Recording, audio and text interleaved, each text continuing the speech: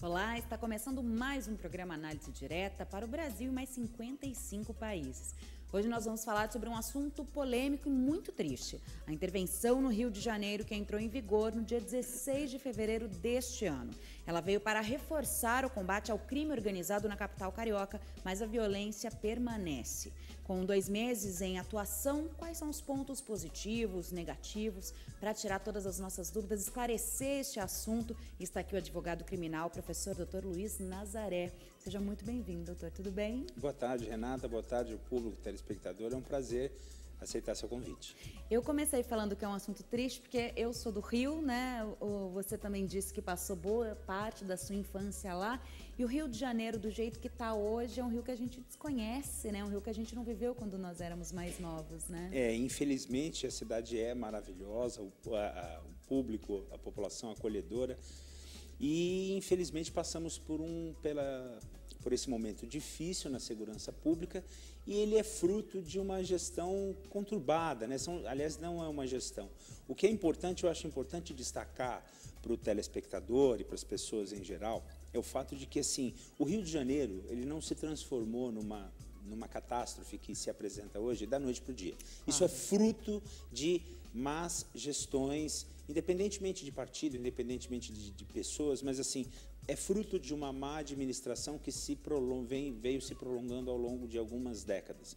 Infelizmente, chegamos onde chegamos e agora não adianta, como diz o ditado, chorar o leite derramado. É fundamental que nós, mesmo não estando lá e não sendo de lá, no meu caso, você é natural de lá, mas assim, reflitamos e possamos, de alguma maneira, prestar algum tipo de colaboração, de sugestão e dar alguma contribuição para que o Rio de Janeiro volte a ser o que era, ou pelo menos que minimize essa situação no caos da segurança pública. É uma tristeza, eu também vejo com uma tristeza, é muito chato ver isso. Ver isso em qualquer lugar do nosso país, né? Por isso que é bom a gente se concentrar para resolver o Rio de Janeiro, para que outros estados não se tornem, né? Não chegue neste agravante. Bom, vamos lá. Em 16 de fevereiro, então, o presidente Michel Temer anunciou uma intervenção militar que vai durar até agora, o final do ano, né? 31 de dezembro, correto? Pelo menos é o que está no decreto da intervenção. É a primeira parte, né? É a primeira parte. Agora já se fala na possibilidade do cancelamento, ou seja, de encerrar essa intervenção militar num período anterior, talvez até em junho ou em julho, né, não deixar avançar no segundo semestre. Tudo por conta de que é importante destacar também que enquanto, segundo a Constituição da República, enquanto o país ele sofre uma intervenção federal, a Constituição não pode ser alterada. E temos aí na pauta do Congresso Nacional, principalmente a reforma trabalhista, a reforma previdenciária e outras tantas reformas, outras tantas pautas importantes Sim. em termos de alteração da Constituição, e elas não podem avançar porque a própria Constituição veda. Porque, na verdade, o legislador constituinte originário, ou seja, aquele que escreveu a Constituição Federal, aqueles que escreveram na Assembleia Nacional Constituinte, eles idealizaram algo de uma maneira lógica. Olha, enquanto nós estivermos passando por um problema, é seguro para o país que a legislação, que a Constituição não seja alterada. Sim. Faz sentido isso. Entretanto, no momento em que vivemos, nós não vivemos exatamente uma intervenção total, inclusive trata-se de uma intervenção anômala e não só nós nunca tivemos uma intervenção federal, como também nunca tivemos uma meia intervenção, que é a intervenção só na segurança pública, que foi e vem sendo criticada por muitos, etc. Então, esse é o grande problema, porque existem pressões para que a Constituição seja alterada, tanto na reforma da Previdência, como na reforma trabalhista e outras reformas, e isso não pode acontecer enquanto a intervenção estiver em vigor. Portanto, há aí uma certa queda de braço. Para completar, estamos em ano de eleição majoritária, enfim, tudo isso causa uma temperatura mais elevada aí nos meios políticos. E doutor, falando então sobre isso que você mencionou, não tem leis que especificam, né, essa intervenção no sentido de dados estatísticos, aplicar então essa intervenção foi algo muito a mais, digamos assim, do que deveria, legalmente falando? Porque se a gente nunca teve, uma hora a gente ia ter que ter, digamos assim, e experimentar. Foi precipitada essa intervenção ou não? Então, Renata, na verdade é o seguinte, a Constituição, quando foi feita, ela constou a intervenção federal no caso de alguma comoção interna, algum problema grave em que o governo federal precisasse intervir nos estados. Nós sabemos que todos os estados da federação, os 27 estados, eles têm autonomia administrativa, política e financeira. Cada um tem seu governador, etc. Entretanto, quando se chega num alto grau de desordem, seria possível a intervenção federal. O legislador de 1988, o ano que a Constituição entrou em vigor, ele idealizou algo assim, olha, quando tiver um problema, o governo federal intervém.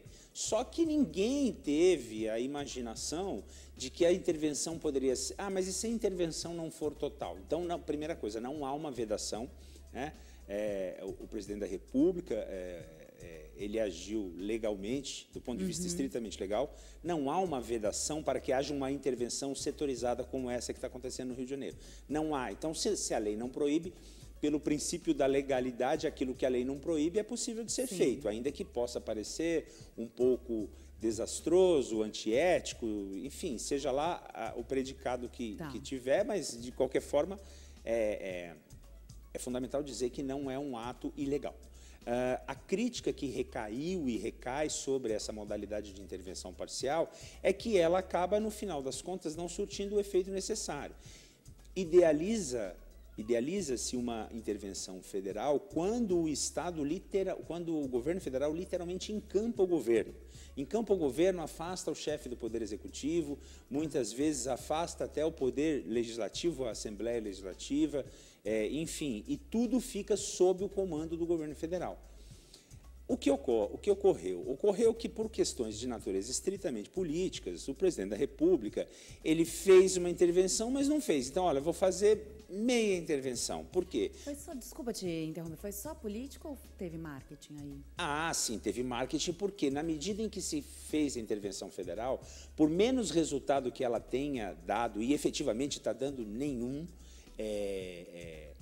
ela traz, ainda que uma sensação aparente de segurança para a população local. Eu conheço pessoas que vivem lá, principalmente que não transitam nas zonas de guerra, nem nas zonas mais conturbadas. Essas pessoas estão a falar, nossa, eu fui à praia, eu fui ao mercado e tinha um fuzileiro naval do lado. Quer dizer, há uma sensação, e isso é só uma sensação, porque se algo acontecer, dificilmente alguém vai ser bem defendido. Sim. É uma sensação de segurança e isso cria um marketing. Olha, o presidente da República se preocupa com a população do Rio de Janeiro. Essa mensagem subliminar, ela passa. Com todas as críticas, com todas as tempestades sobre o governo do atual presidente da República, mas essa mensagem fica. E outra, ele grava na história, isso é muito importante, ele deixa gravado na história, é o único presidente que teve interesse, pelo menos aparentemente, interesse em minimizar o problema da segurança pública no Rio de Janeiro, que já estava mexendo, inclusive, com a opinião internacional. Então, ele vai passar para a história, quer queiramos ou não, como o único presidente da República que tomou uma providência, ainda que sem efeito algum, tomou uma providência para minimizar o problema da segurança pública no Rio de Janeiro. No caso que você é advogado criminal, essa intervenção pública, então agora falando como se fosse uma coisa que talvez tivesse dado um resultado melhor, já deveria ter sido proposta anteriormente? Em várias... Para não chegar nesse caos que está a cidade? O problema, Renata, é que essa intervenção pública, ela mexe diretamente com a administração. E a administração está ligada à questão político-partidária. Então, observe que essa meia intervenção, ela é feita num Estado que é governado, venha sendo governado e é governado por pessoas do mesmo partido do presidente da República. Sim. Então, ele também não pode desautorizar, ele também não pode colocar de canto, assim, porque não deixa de ser uma desmoralização para o governador ser afastado. Isso, inclusive, com reflexos até futuramente numa eleição. Imagina um governador de um estado X, que eventualmente sofra uma intervenção federal e ele seja afastado, sem dúvida o capital político dele numa próxima eleição vai ser derrubado. Então, houve essa preocupação, inclusive. Mas, voltando à sua questão original, efetivamente, em outras ocasiões, em outros estados, em outras épocas, já o governo federal deveria ter agido e ter agido corretamente, exatamente para colocar as coisas no lugar, e quando as coisas estivessem no lugar, ele se ausentaria e deixaria aquele estado andar normalmente. Então, a questão da segurança pública no Rio de Janeiro, ela não é uma questão recente. Recentemente, os números têm quadruplicado, mas há muitos e muitos anos é que o Rio de Janeiro é notório, infelizmente, é conhecido, sua notoriedade maior é em decorrência dos grandes problemas que se tem com violência urbana e segurança pública, falta de segurança pública, tanto que nós sabemos que isso já foi objeto de exploração pela literatura, pelo cinema, e inclusive no cinema com grande exposição mundial, e inclusive filmes premiados, documentários. Enfim, é porque realmente a situação já não vem bem há pelo menos 40 anos, né? Então, se a intervenção militar, doutor, se ela não tem causado efeito, que é o que, no caso, nós esperaríamos, então um efeito positivo, um resultado bacana, porque eu queria entender, faça um comparativo para a gente entender um pouquinho mais, o que detém, então, o poder militar, uma intervenção militar, que os policiais comuns, no caso daquela região, não podem dar conta? Assim, qual que é a diferença, já que não está dando muito resultado a intervenção? Olha, Renata, a diferença é o seguinte: o treinamento de um policial militar e de um policial civil, ele é voltado especificamente para a segurança pública. A polícia militar tem o papel do patrulhamento ostensivo e a polícia civil exerce o papel de polícia judiciária na medida que investiga a ocorrência de crimes. Ainda que esses papéis se misturem um pouco, de vez em quando, até porque um vai cobrir o serviço do outro, isso é muito comum, isso acontece em todos os estados da federação. Inclusive, aproveito a oportunidade para te dizer que eles estão muito mais preparados para, vamos chamar assim, usando um termo próprio deles, para a guerrilha urbana, do que as próprias Forças Armadas. Existe hoje, nós temos fora as Forças Armadas, o que muitas vezes se confunde, é a Força Nacional de Segurança. A Força Nacional de Segurança, ela é uma força nacional que ela é composta por agentes de segurança pública do Brasil inteiro. Então, existem policiais militares, existem policiais civis e existem integrantes das Forças Armadas que compõem. Quando eles são convocados, eles vão para aquela região e atuam com o nome de Força Nacional de Segurança.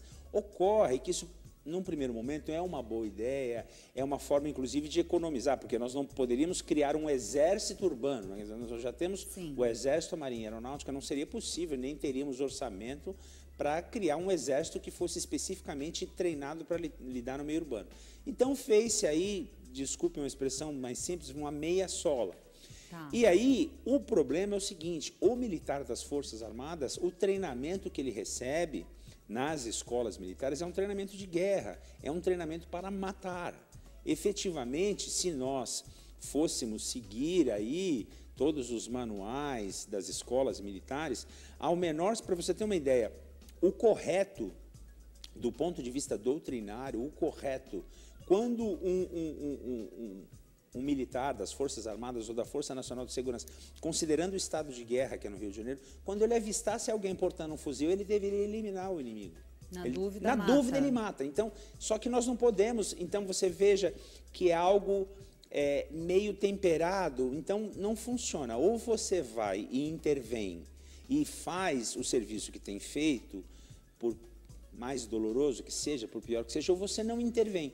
E o problema é que nós paramos no meio do caminho. As forças estão lá, estão gastando dinheiro público, não sei lhe informar valores, mas acredito que o que se gasta lá são alguns milhões de reais que poderiam ser investidos, especialmente no Rio de Janeiro, com a sua carência em saúde e educação, e eu nem vou me estender em outras áreas. Mas fica aquela situação que fica lá e não resolve, inclusive expondo, como aconteceu, inclusive, na Olimpíada e outros. Aconteceu a morte de um membro da Força Nacional de Segurança com um tiro, porque essas pessoas estão criando um clima de guerra. Então, eu não acho que a intervenção tenha que terminar ou ela tenha que continuar. Ela deveria ser revista e ser feita de uma maneira correta. Sim, sim. Né? Não... Agora, o policial civil e o policial militar, especialmente do Rio de Janeiro, porque eles conhecem a geografia local, coisa que o militar das Forças Armadas normalmente não conhece. Então, até a topografia, que é uma região montanhosa, porque são os morros, tem as entradas e saídas, tem a questão do mar, as rotas via mar, tudo isso, quem conhece mais de perto é o natural ali, é o policial da região, o policial da cidade. Ocorre que estava acontecendo um problema, e está ainda, muito grave com relação à remuneração, os policiais sem serem remunerados, delegacias fechando. Entra no caso também a milícia? Como assim? Para tentar afastar também essa questão da milícia? A ideia é afastar a milícia. Policiais civis ali, com essa investigação aí que tem em relação às milícias já formadas no Rio de Janeiro, você tirar os policiais civis do local, da região, isso também afasta então, a milícia ou não? A ideia era também, trazendo a população, trazendo os integrantes das Forças Armadas, seria fazer uma espécie de uma mescla para que não tivesse só a Polícia Civil dominando ou só a Polícia Militar, porque, infelizmente, alguns indivíduos têm uma relação um pouco promíscua com as milícias e muitos integrantes dessas milícias são ex-policiais. Então, há uma certa, infelizmente, em alguns pontos, com alguns indivíduos, há uma relação de uma certa promiscuidade. Então, se deixar só a Polícia Militar, tem esse lado também. Se deixar só a Polícia Militar, se deixar só a Polícia Civil, muitas vezes a situação não se altera exatamente porque é bom do jeito que está. Trazendo integrantes das Forças Armadas, a ideia também foi essa, isso serviria para que pudesse dar uma espécie de revolvida na tropa, falar, bom, eu não estou sozinho aqui, eu não estou dominando o terreno sozinho aqui. Há também essa ideia, houve também essa ideia, mas eu não sei até que ponto isso surte um efeito tão positivo. Eu avalio que uma política pública, antes de ser colocada em prática, ela precisa ter aí um debate acerca da relação custo-benefício, até porque não é só o dinheiro público que está em questão, mas também uma série de fatores do direito de ir e vir nesses lugares, quem que pode entrar, quem que não pode entrar. No início houve aí uma questão de revista. Será que essa revista é legal? Será que essa revista está sendo feita de uma maneira não constrangente? Imaginem mulheres sendo revistadas. A gente, no exercício da advocacia criminal, tem uma questão bastante polêmica, que é a revista das mulheres na entrada das unidades prisionais. Aí eu pergunto, será que essas mulheres estão sendo revistadas por oficiais ou por praças das Forças Armadas mulheres? Será que existe? Porque, Renata, são comunidades distantes do centro, aqui em São Paulo a gente chama de periferia. São comunidades longe do centro, longe, de certa forma, da mídia. Então, quem disse, será que um policial não pode abusar de uma moça ali da comunidade? Enfim, há uma fiscalização sobre isso? Eu não sei. Então, é importante que tudo isso seja muito regulamentado. E uma intervenção federal, ela é algo tão grave que ela precisa ter um regulamento muito detalhado, o que não tem. Essa daqui tem um decreto, e depois desse decreto, não houve nenhum esmiuçamento daquilo que pode, que não pode, quem entra. Aí fica o bel prazer da tropa. O comandante da tropa ele fala, não, aqui eu vou revistar quem entra e quem sai, vou criar, por exemplo, não é o caso, mas eu estou dando um exemplo, vou criar um toque de recolher, vou proibir que depois das 23 horas alguém esteja na rua, enfim, fica aí uns pequenos feudos dentro de uma meia intervenção militar, e que também não é agradável à nossa história, a expressão intervenção militar, até porque não faz muitos anos, a ditadura militar terminou em 1985, não faz muitos anos que saímos do jugo dos militares. Quem tem mais idade como eu, acompanhou um pouco mais de perto esse período, e foi um período horrível, que nós não queremos que volte. Então, a locução intervenção militar também não pega bem. A rigor, uma intervenção integral, ela deveria ser feita por um civil e ter o apoio natural dos militares, porque, em havendo necessidade de se utilizar da força, haveria que se valer realmente das Forças Armadas. Então, há muita coisa fora do lugar. E, para fechar essa questão, o fato de que não é o papel das Forças Armadas fazer esse tipo de policiamento urbano, isso é papel das polícias militares. O artigo 144 da Constituição Federal é claro, ele diz quais são as polícias no Brasil. Polícia Civil, Polícia Militar, Polícia Federal, Polícia Rodoviária, enfim. Ele dá um rol de polícias e as polícias têm atribuições muito específicas. Não é possível que o Exército, a Marinha, a Aeronáutica e as suas tropas, que são treinadas para a guerra, fiquem fazendo patrulhamento urbano, inclusive com armamento de guerra, também aumentando, porque, veja, do ponto de vista estritamente matemático, se eu tenho traficantes e criminosos nos lugares portando fuzis, que são armas de guerra, quando eu trago a força militar, eu tenho o triplo ou quádruplo de fuzis. Claro. Então, do ponto de vista estritamente matemático, eu tenho uma população que está sob a mira de muito mais armas de alto poder destrutivo do que eu tinha antes. Então, é uma questão também que não foi abordada e é possível de ser avaliada, né? Doutor Luiz, o papo está excelente, gente. Se deixar, eu vou embora, faço um bloco só de análise direta. Mas a gente vai para um breve intervalo e já retorna aqui com mais informações para vocês.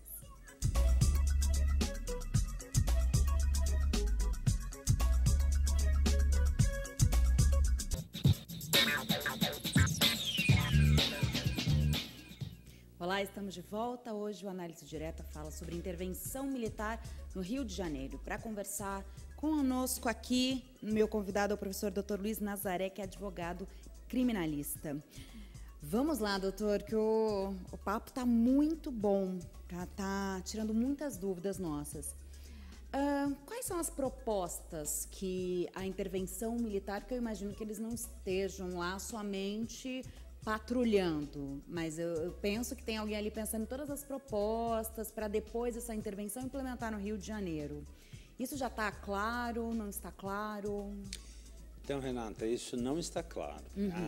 Uma das grandes críticas, assim que a intervenção foi iniciada, ela decorreu exatamente dessa falta de planejamento. Porque qualquer intervenção, independentemente dela ser militar ou não, ela tem que ter uma proposta, porque Sim. ela intervém, depois ela se encerra e deixa que os antigos administradores daquela região, daquele local, retomem com uma nova proposta. E essa proposta não é muito bem definida, porque, a rigor, era para minimizar as ocorrências criminais. Esse fato não está ocorrendo. Depois, implementar uma política de segurança pública e que pudesse ser atrelada a outras políticas públicas, principalmente aos moradores dessas comunidades carentes, o que também não está sendo feito. As UPPs já não funcionam mais. Já não funcionam mais, na prática não funcionam mais. Então, o que acontece? Qual é a visão do cidadão que mora naquela região? A única intervenção pública, a única mão pública que chega dele é a mão da força. É a mão da polícia e a mão do exército, e a mão violenta. Então, eu pergunto, será que com a intervenção militar, ainda que ela seja militar, os militares levaram mais saúde? Os militares levaram mais acessibilidade? Os militares levaram mais educação? Porque eu sei que pelo menos do Exército eu conheço bem, existem médicos, enfermeiros, existem pessoas da área da saúde que podem dar infraestrutura para um pessoal local, eles atendem em casos de emergência. Então eu pergunto, será que foi só o fuzil ou porque o lema do Exército Brasileiro, ele fala o braço forte e a mão amiga. Eu quero saber se do lema do Exército lá no Rio de Janeiro só foi o braço forte. Pelo que eu vejo na imprensa, só foi o braço forte, a mão amiga ficou. E o auxílio, será? Claro que não. Será que nas comunidades carentes só tem más pessoas, só tem criminosos? Ou será que tem famílias, crianças, que é algo que a nós comove sobremaneira? Será que não tem crianças que estão ali com medo, indo para a escola, com medo de tomar um tiro, tem que passar por um policial? Tem o traficante também, porque, veja, mas antes da intervenção também tinha um traficante. Sim, mas tinha um traficante, eu tinha um lado, era o lado ruim. Agora eu tenho dois lados. Se eu tenho dois lados, a possibilidade de confronto real, ela quadruplica. Claro. Eu não sei fazer a conta disso, mas é muito simples, é o óbvio. Se eu tenho um grupamento que é contrário eu tenho um grupamento A e o grupamento B. Eu convivi até o início do ano um grupamento A. Esse grupamento não é bom, mas ele está lá, enfim, ok. Sim. Conhece o morador. Agora, quando eu coloco o adversário dele e eu começo a transitar no meio, eu corro o risco de ser alvejado, de passar por situações. Inclusive, Renata, não só o próprio confronto, mais ainda o aspecto psicológico. E viver numa zona dessa, como é que funciona? Não vou falar nem das crianças, porque imagino que deva ser devastador na cabeça delas, dos adolescentes, porque isso cria um ambiente de rivalidade desde o início. E o trabalhador que sai de manhã, a trabalhadora, como é que fica viver num lugar desse? Como é que funciona isso depois? Porque o que eu disse a você, o braço forte foi, mas a mão amiga eu não vi. Né? Veja, eu não quero nem ser aqui... falar uma inverdade, eu estou falando como um cidadão que assiste a TV e tem acesso aos meios de comunicação. Eu só vejo o braço forte, a mão amiga eu não vejo. Então, será que está certo? Há um interesse político, nós já discutimos isso antes, muito grande. Poxa, mas o interesse dessas pessoas, será que em momento nenhum a administração pública federal, o governo, qualquer que seja, será que não vai olhar as pessoas, pelo amor de Deus, é tanta coisa triste que a gente vê na TV. Você falou, depois a intervenção sai, para eles está tudo certinho, para quem ficou... Quem ficou? Vai ficar em frangalhos, como é que você convive com aquilo? Que tipo de apoio você vai dar para aquelas pessoas que passaram por isso? Então, fica tudo isso faz um rol de questões bastante extenso, sem respostas, e o que é pior, Renata? Porque se tivesse um rol de questões sem respostas, porque as respostas não existiriam, eu nem diria tanto, mas o problema é que quem pode responder não tem o menor interesse em responder isso. Isso é sério. Bom, entre os primeiros acontecimentos após a intervenção militar, chamou a atenção, claro, o assassinato, né, da vereadora Marielle Franco, do PSOL. E todo mundo fala em execução, estão aí fazendo, né, agora... Alguns dias atrás já fizeram a reconstituição do crime, a polícia está sendo muito cobrada, né, em relação a isso. Você, como advogado criminal, na sua visão criminalista, você tem alguma posição sobre o fato? Foi execução, não foi execução? Tem a ver com a intervenção militar? Tem a ver com essas questões políticas? Olha, Renata, primeiro, nenhum de nós, em hipótese alguma, poderia afirmar peremptoriamente se foi execução. Tudo indica o horário, a dinâmica dos acontecimentos e a forma pela qual ela e o motorista morreram, uma perda, independente de qualquer coisa, uma perda... são duas vidas, não importa de quem seja. Muito provavelmente foi uma execução. O problema é quem executou. Ao que se sabe, ela exercia a vereança na cidade do Rio de Janeiro, era mulher, era afrodescendente e era homossexual. E, enfim, ela tinha essas bandeiras, como aqui, em vários lugares do Brasil, temos representantes que levantam bandeiras de minorias, o que é muito bacana, muito importante. Afinal de contas, somos um país diverso em todos os sentidos, isso precisa ser respeitado. Sem dúvida alguma, as ações que ela vinha fazendo incomodaram alguns grupos. Se foram os traficantes, se foram os milicianos, se foram... É importante que haja apuração, é importante que se descubra os responsáveis. Muito particularmente, com 22 anos de experiência criminal, devo lhe dizer, isso é um sentimento pessoal, não é uma opinião e não é algo que eu deseje. Claro. Acho pouco provável que consigam descobrir exatamente. Talvez eles peguem alguém ali para dizer que foi, mas dificilmente, porque... Mas aquele mandante, o chave... Não, até inclusive os próprios executores. Eu vou dizer, foi algo planejado por pessoas que sabiam o que estavam fazendo. Não foi simplesmente uma coincidência. Uma coincidência, um assalto ou mesmo uma execução. Eu quero matar fulano, então eu pego uma arma, vou lá e dou um tiro. Não, o local foi estudado, a posição das câmeras que estavam funcionando, as que não estavam, foi o horário, aquela rua específica, tudo isso foi muito estudado. Eu acredito que a polícia está se esforçando, ao que tudo indica, os órgãos de segurança. Eu acho muito pouco provável que descubram, inclusive, quem efetuou o disparo. O mandante, praticamente, vai ser um milagre descobrir. Não estou debitando isso na baixa qualidade de investigação dos policiais do Rio de Janeiro. Mas acho que é uma sensação não por que isso. todo mundo tem. Não sei se nós brasileiros não, já porque, nos acostumamos à impunidade. A impunidade, assim, eu conheço bem, há uma cobrança exacerbada porque se tratava de uma pessoa pública. Sim. E de uma pessoa que defendia minorias que hoje ainda são vítimas de preconceito, de violência. A mulher hoje, né, o homossexual, o afrodescendente, são parcelas da sociedade que, infelizmente, ainda não têm o respeito que merecem, em todos os sentidos. Mas é certo que a Polícia Civil e a Polícia Militar e todos os órgãos de segurança do Rio de Janeiro e do Brasil inteiro têm outras coisas para investigar. Então, o que acontece? Imagine uma pessoa que tem 1.000, 2.000, 50.000 inquéritos para investigar e tem quer dizer, todos são importantes, lógico. Um tem mais destaque por se tratar de uma pessoa pública que tinha um certo espaço na mídia. Todos eles devem ser tratados da mesma forma, exatamente, com a mesma preocupação. Exatamente, só que como é possível você dar o mesmo tratamento de investigação norte-americana que a gente vê nos seriados, não dá para dar o mesmo tratamento para todos. E, assim, ainda assim, não dá para a Polícia Civil do Rio de Janeiro, a Secretaria de Segurança Pública, ficar à disposição exclusivamente deste caso. O Rio de Janeiro está em chamas, não é possível. Então, eu imagino o esforço da Secretaria de Segurança Pública, os policiais do Rio de Janeiro, que eles estão tendo, a pressão que estão sofrendo.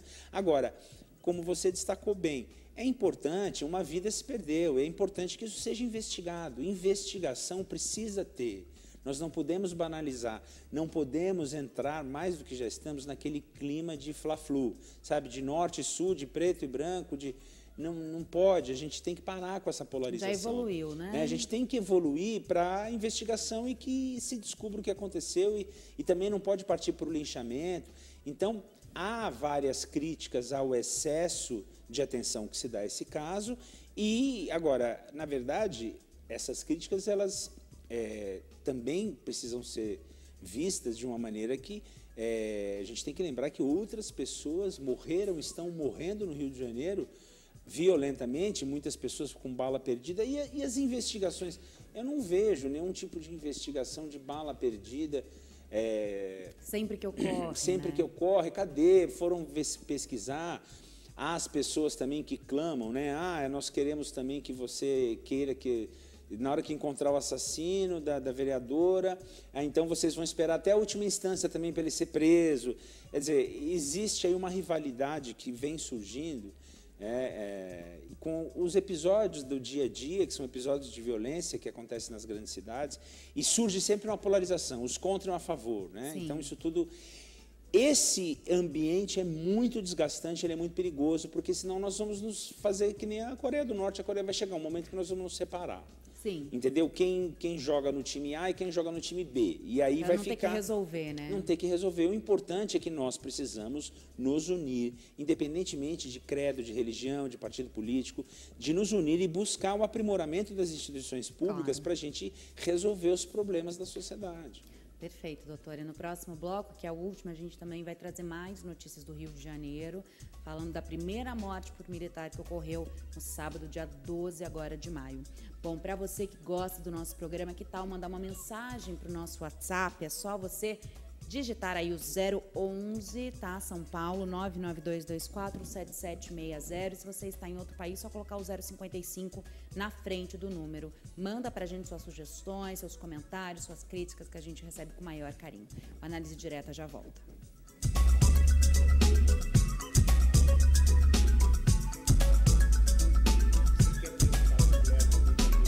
Vou comentar.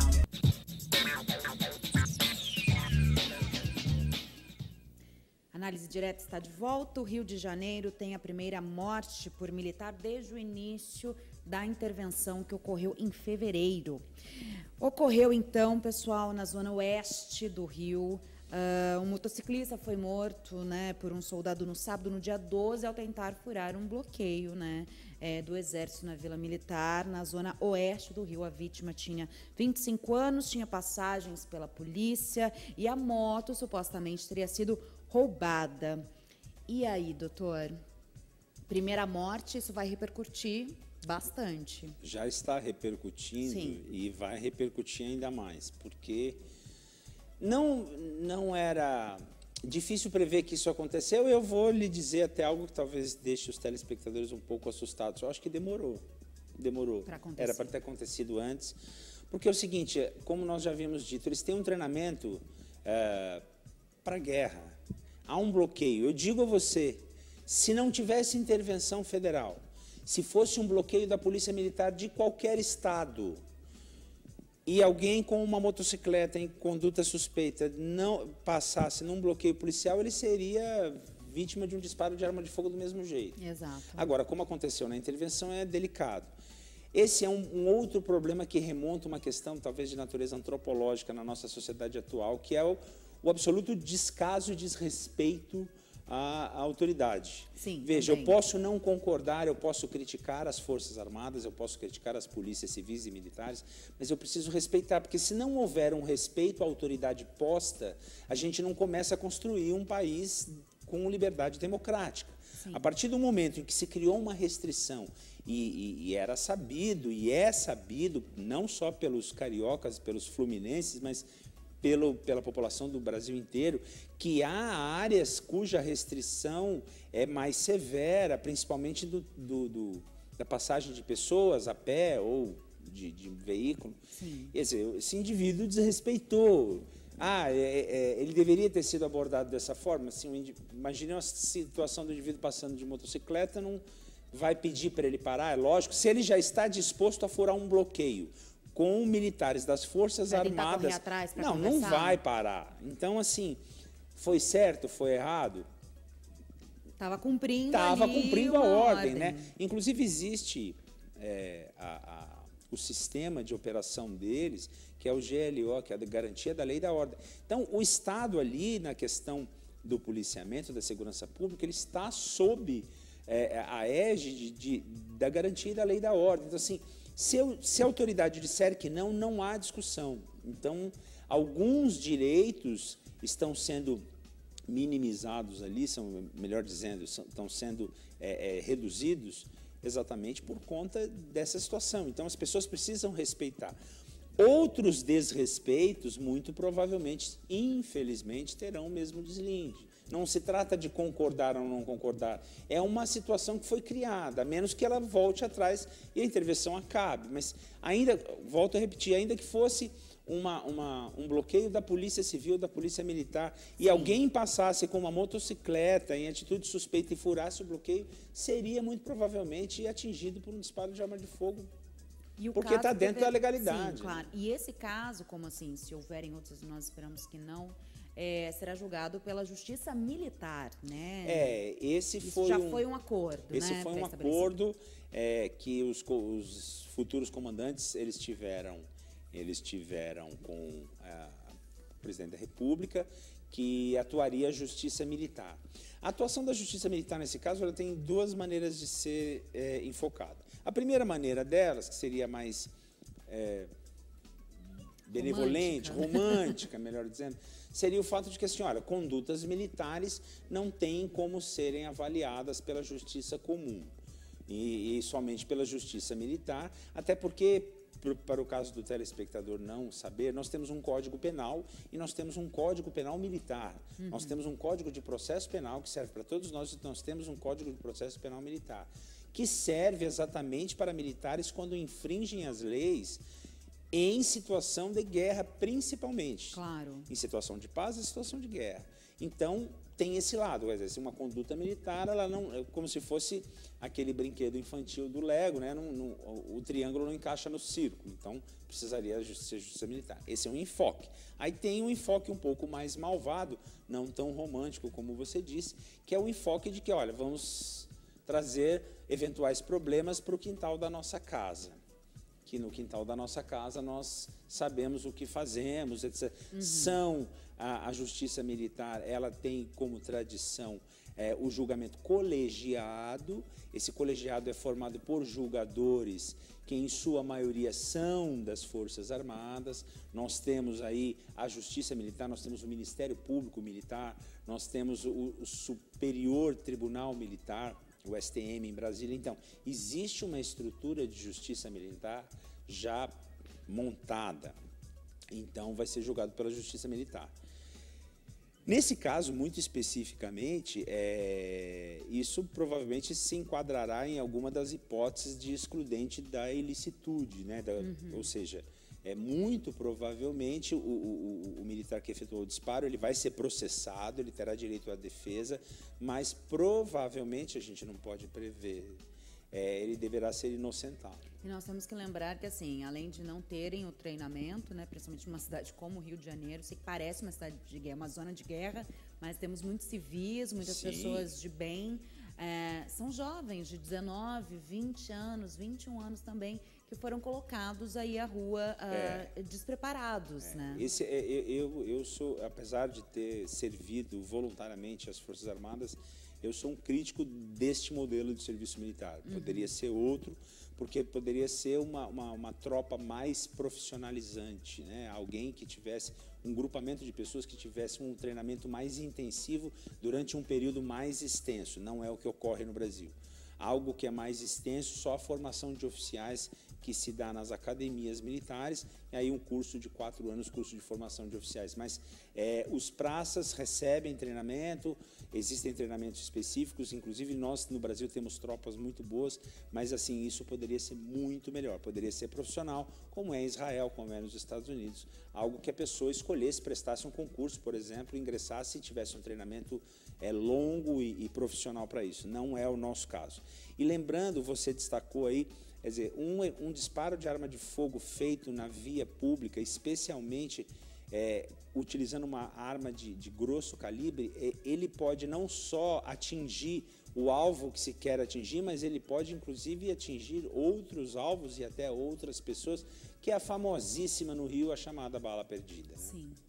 Vou fazer um paralelo com o que aconteceu também, já que nós estamos falando dessa questão da violência, não somente no Rio, claro, a gente sabe que o nosso país está passando aí por momentos, acho que o mundo inteiro, né, está passando por momentos muito aí de intolerância, de criminalidade exacerbada. Em Suzano, né, agora há pouco tempo, próximo do Dia das Mães, né, aconteceu que foi notícia de todos os jornais, desta mãe, policial militar, né, que abordou um assaltante, né, que estava armado e disparou 3 tiros no meio da rua, na frente da escola, das crianças.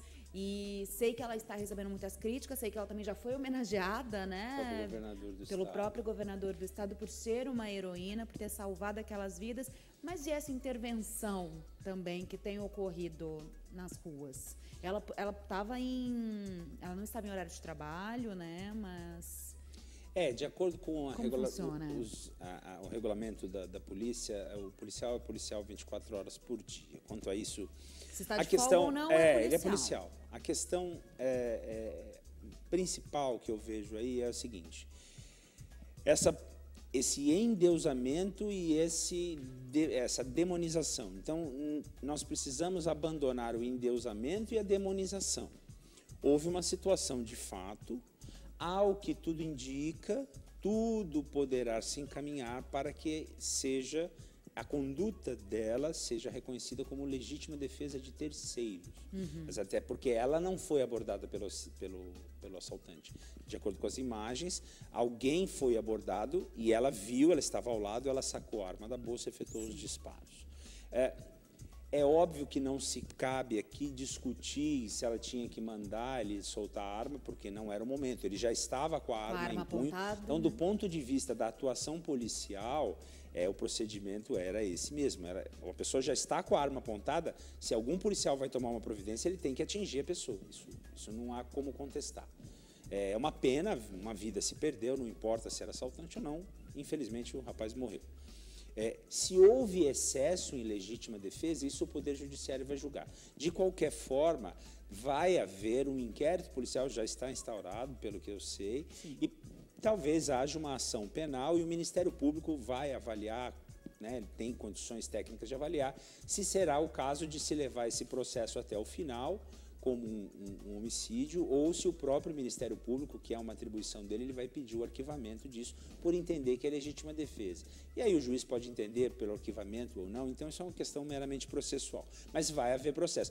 Eu digo isso, sabe por quê? Porque daqui a pouco vão começar a criticar a Polícia Civil, vão criticar o Ministério Público, vão falar, mas está vendo, está processando a mulher, não sei o quê. Não, ela precisa, é uma questão formal. Por aqui, ela precisa, o fato, malgrado as imagens tenham mostrado que ela repeliu uma agressão aí, muito provavelmente injusta e grave, etc., como diz lá o Código Penal quando fala da legítima defesa, é preciso que seja apurado, entendeu? Uma série de fatores precisam ser apurados. Então, há necessidade de que haja um inquérito policial, de que ela seja ouvida, de que as testemunhas, pessoas presentes ali sejam ouvidas, enfim, que a autoridade policial faça um relatório, encaminhe para o Ministério Público, que é o titular da ação penal, a Constituição já diz isso, ele vai avaliar se é caso de oferecer a denúncia, que é a petição que o Ministério Público elabora, iniciar um processo penal ou pedir o arquivamento. E se ele oferecer a denúncia,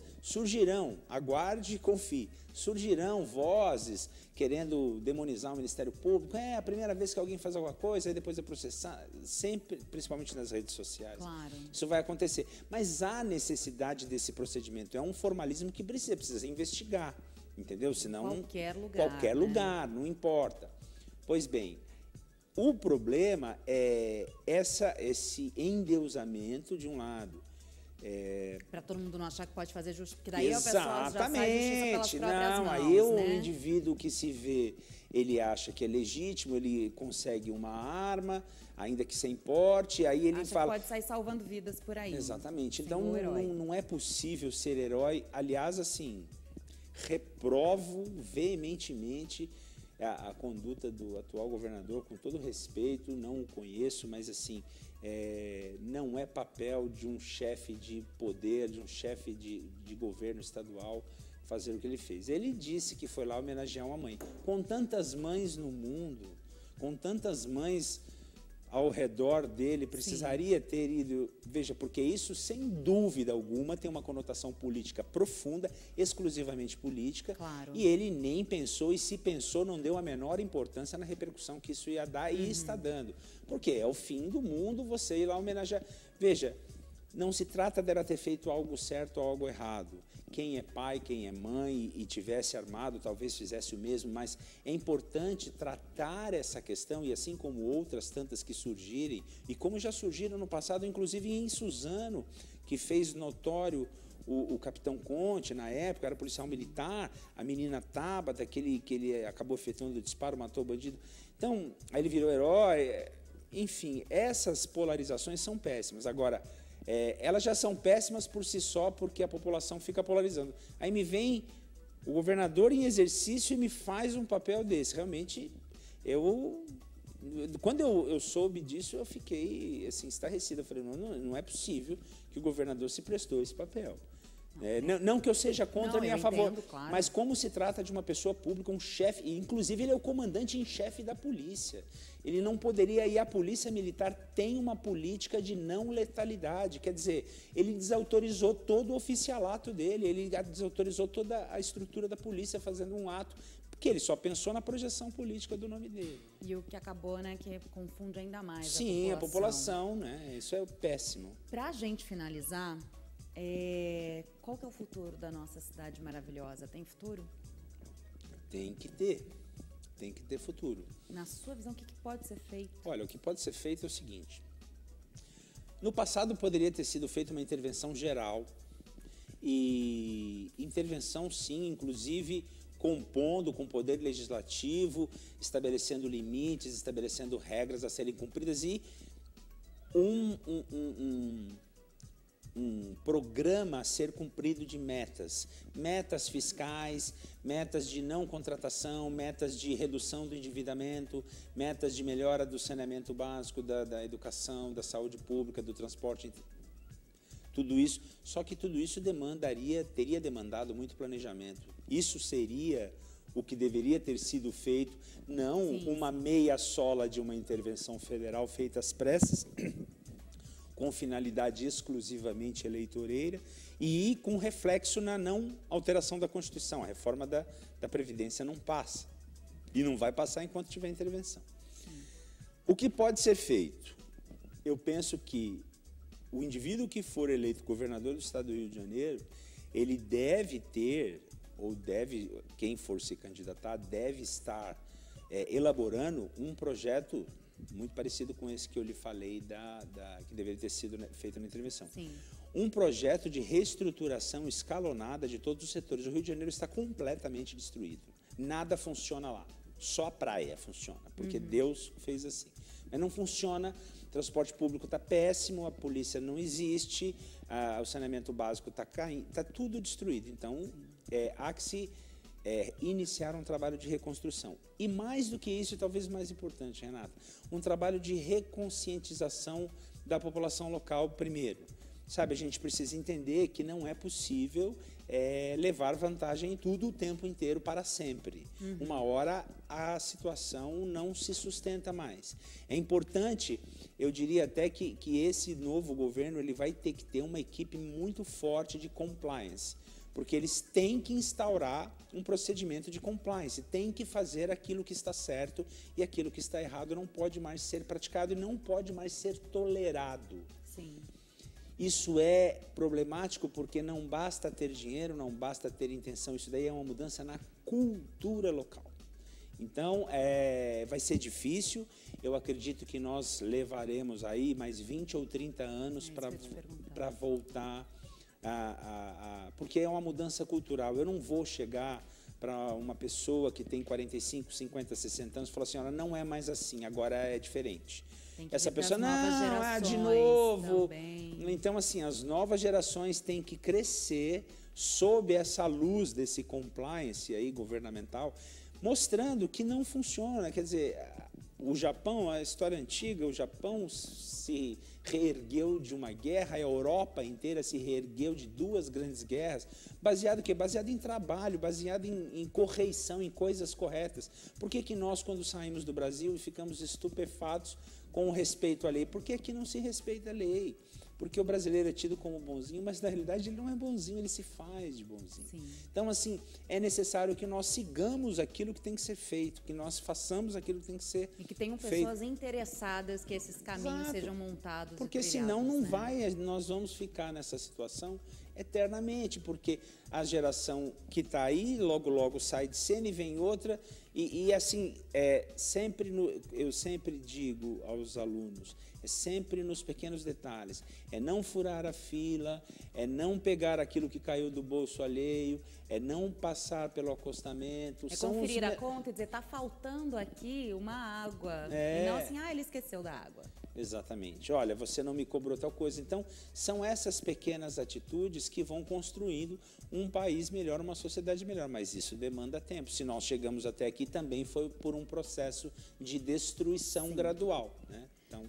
Professor Dr. Luiz Nazaré, advogado criminal, não quero encerrar esse programa, tem muito para ser conversado aqui, agradeço demais a sua presença, a gente precisa, assim, ter uma luz um pouco mais didática também, porque a mídia também publica muitas coisas, né? Muita essa coisa contra, a favor, e a gente precisa entender desde o início, a base de uma intervenção, do que está acontecendo, isso é muito importante. Agradeço demais e eu já deixo o convite para você voltar outras vezes. Muito obrigado, eu que agradeço o convite, poder esclarecer um pouco de alguns pontos aí, estou sempre à disposição da sua produção, de você e dos telespectadores. Muito obrigado. Muito obrigada a você. Eu sei que vocês adoraram esse bate-papo. Sabe o que você faz? Entra lá na nossa fanpage, curte a página, né? Dá aquele like. Nós sempre publicamos fotos, videozinhos. Então, dá uma olhada lá. A gente publica também muita notícia, muita informação lá para vocês. Mas sempre a novidade aí do programa Análise Direta tá lá. Então, vai, comenta, reposta. Lá no nosso YouTube, Programa Análise Direta, falamos aqui de política, de economia, de cultura, falamos de livro, de entretenimento, de coaching, falamos aqui de diversos assuntos para você ficar cada dia mais informado. E claro, o nosso telefone do WhatsApp, né? 011 São Paulo 992247760. Se você está em outros países, é só colocar o 055 na frente. 055 11 992247760. Escreva pra gente que a gente adora. Hoje eu fico por aqui. Vejo vocês no próximo programa. Beijo.